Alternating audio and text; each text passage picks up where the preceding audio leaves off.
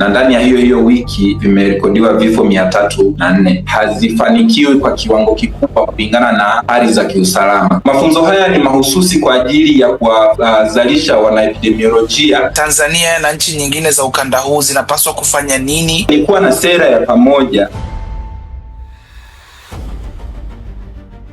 Nikukaribisha sana kwenye mazungumzo haya Seford Saul, mtaalamu wa epidemiolojia, na hapa tunazungumzia Ebola na namna ambavyo imekuwa ikipambaniwa katika maeneo mbalimbali, na hapa tunatazama afua za Tanzania kuisaidia DRC kupambana na ugonjwa wa Ebola. Na kwa kuanza tu kwa mtazamo wa kitaalamu, hali ya Ebola kwa Jamhuri ya Kidemokrasia ya Kongo DRC kwa sasa hivi iko katika kiwango gani, na ni kwa namna gani ugonjwa huo unaendelea kuenea katika jamii? Hali ya ugonjwa wa Ebola kwa sasa hivi, tunatambua ugonjwa huu umeanza tangu mapema mwaka huu, na mpaka sasa mwezi August mpaka tarehe 12 mwezi wa 8, visa vilivyothibitishwa maabara vilikuwa vimefika, kulingana na Shirika la Afya Duniani, vilikuwa vimefika 4665. Hiyo ni kulingana na WHO by tarehe 12 mwezi wa 8, na vifo ambavyo vilikuwa vimethibitika katika hao ni 2184. Na kwa sasa ugonjwa unaenea kwa kasi, kwa maana kwamba tunasema upo katika maambukizi ya hali ya juu, na kiwango kikubwa cha maambukizi kimekuwa reported zaidi mwezi huu wa 8, ambapo kuna kati ya wiki ya tarehe 3 mpaka tarehe 9 mwezi huu vimerekodiwa visa vilivyothibitika kwamba ni vya Ebola kwa maabara 579, na ndani ya hiyo wiki ya tarehe 3 mpaka tarehe 9 vimerekodiwa vifo 304. Na ugonjwa huu kwa idadi hii ya vifo na ya visa vya Ebola na vifo inafanya kuwa na ugonjwa ambao una uwiano wa jumla ya vifo kutokana na case, tunaita crude case fatality ratio ya 46.8, kwa maana kwamba karibia nusu ya wagonjwa ambao wanapata huu ugonjwa wanafariki. Zaidi pia changamoto kubwa ambayo imekuja kuonekana ni kwamba zaidi ya nusu ya hivi vifo vinavyotokea zaidi ya vimeripotiwa 60% ya hivi vifo vinatokea kutoka kwenye jamii na sio kwenye vile vituo maalum vya kutibu Ebola.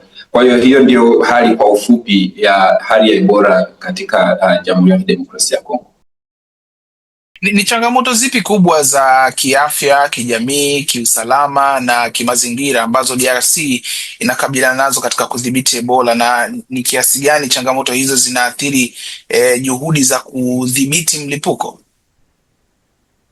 Yes, ugonjwa wa mlipuko mara nyingi unahitaji njia shirikishi, tunaita ni multi-sectoral approach katika kupambana na milipuko, kwa maana kwamba ugonjwa una visababishi vingi. Kwa hiyo tukienda moja kwa moja kwa Kongo, kuna sababu nyingi ambazo zina vikwazo vingi ambavyo Kongo inapambana navyo, ikiwa ni mojawapo ni swala la vita, swala la usalama, kwa sababu maeneo ambayo yameathirika pia ni maeneo ambayo yalikuwa yana hivyo vita. Kwa hiyo unakuta hata zile afua mbalimbali ambazo zinapelekwa huko kwa ajili ya kupambana na Ebola hazifanikiwi kwa kiwango kikubwa kulingana na hali za kiusalama. Lakini changamoto nyingine pia ni hali yenyewe ya kibiolojia ya ugonjwa ya virusi hivyo. Mpaka sasa hivi virusi havina chanjo na havina tiba kama dawa. Kwa hiyo inafanya inakuwa ngumu, ndio maana tunaona zaidi ya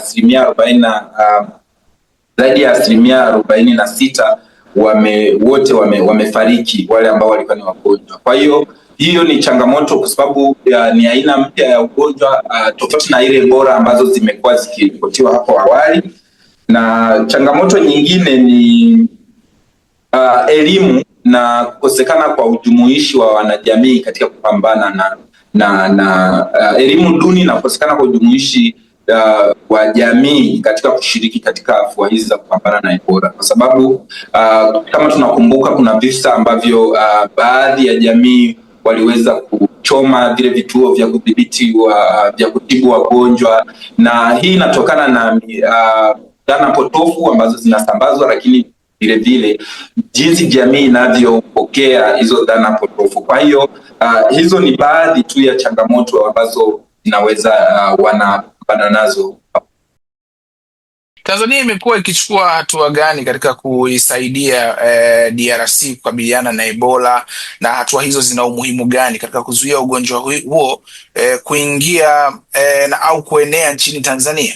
Kwa upande wa Tanzania tunaona serikali inafanya juhudi mbalimbali.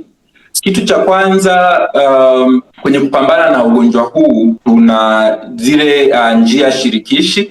Tumeona waziri Mchengerwa ameweza kutoa msaada kwa ajili ya kuimarisha juhudi za kupambana na Ebola huko Kongo, lakini Tanzania kwa upande wake imefanya mambo kadhaa, imekuwa ikiendelea kufanya mambo kadhaa ya msingi zaidi katika kuhakikisha kwamba tunapambana na magonjwa ya milipuko, si kwa Ebola tu hii, hata kwa magonjwa mengine ya milipuko. Kwa Tanzania tuna program mojawapo inaitwa Tanzania Field Epidemiology Laboratory Training Program.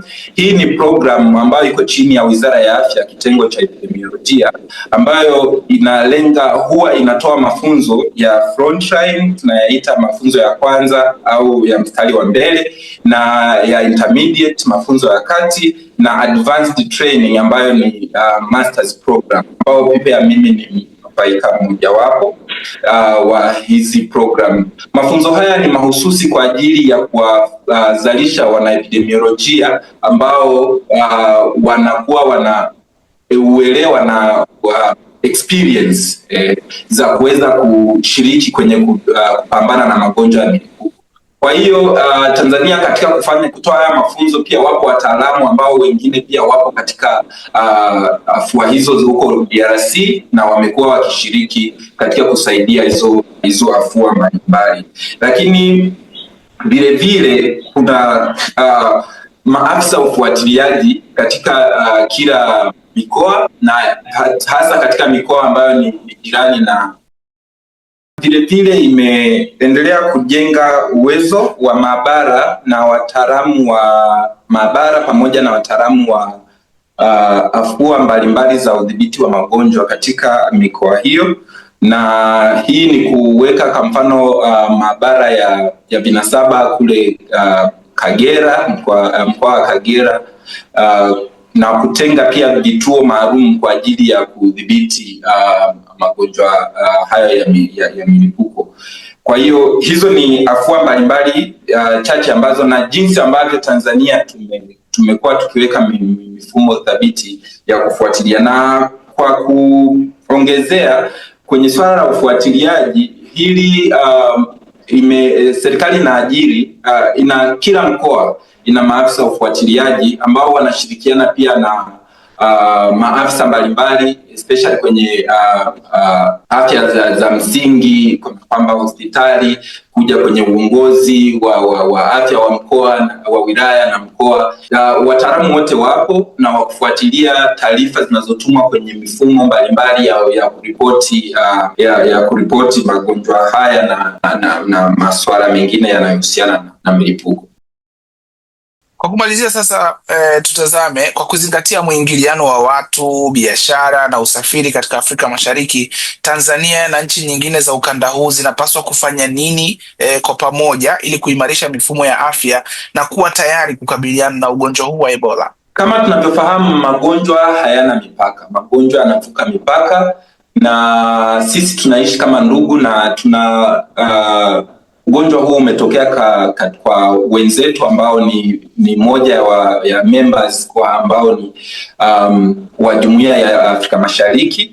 Kwa hiyo hatuna budi kusema huu ni ugonjwa ambao unatuathiri sisi sote, na hawa ni ndugu, tunaingiliana mara kwa mara. Kwa hiyo juhudi za pamoja zinahitajika katika kupambana na ugonjwa. Namba moja ni kuwa na sera ya pamoja ya kupambana na haya magonjwa, kwa maana kwamba zipo afua mbalimbali ambazo zinakuwa zinatekelezwa katika nchi husika, hasa katika kudhibiti mwingiliano na katika kuhakikisha kwamba mipakani, kila nchi kwenye mipaka yake inaweka sera ambazo zinakuwa zinaendana na nchi nyingine. Kwa maana kwamba kama tunasema kwamba kwa sasa hivi tupunguze miingiliano ya watu, tupunguze watu kutoka eneo moja kwenda nyingine, kwa maana kwamba wale wanaoruhusiwa kutoka wao wanatoka na sababu zile ambazo ni maalum zaidi. Hiyo itasaidia kupunguza kusambaa kwa ule ugonjwa na vile vile kuwezesha kwamba zile juhudi ziende sehemu moja kuliko kuwa na magonjwa ambayo yametapakaa sehemu zote. Lakini kuwa na miundombinu jumuishi hasa ya kuratibu haya magonjwa, kwa maana kwamba tuwe na mifumo rasmi ya namna ambavyo tunakuwa tuna define, kwa kitaalamu tunaita tuwe na standardized case definition, kwa maana kwamba je, ni kwa namna gani tunamuita muhisiwa anatakiwa awe na nini. Kwa hiyo kama Tanzania tunasema muhisiwa anatakiwa awe anakohoa, au anatapika, au anafanya nini, tuwe na ile definition au maana sawa katika maeneo yote haya, kwa sababu pale ambapo tutakuwa tuna maana tofauti, kwa maana kwamba mtu anaweza akatoka kwa sababu ninyi maana yenu imeregeza, mtu akaweza kuingia na kusababisha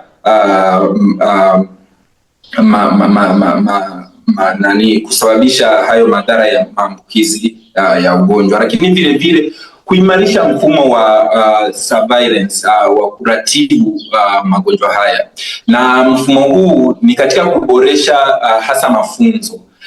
Wataalamu wetu waendelee kupata mafunzo, kwa maana kwamba nchi zote za Afrika Mashariki wote wajengewe uwezo kuhakikisha kwamba wanaweza wakawa na uelewa mpana wa kutambua, lakini vile vile hata kwa wale ambao tayari wana wagonjwa, basi waweze kujengewa uwezo unaostahili.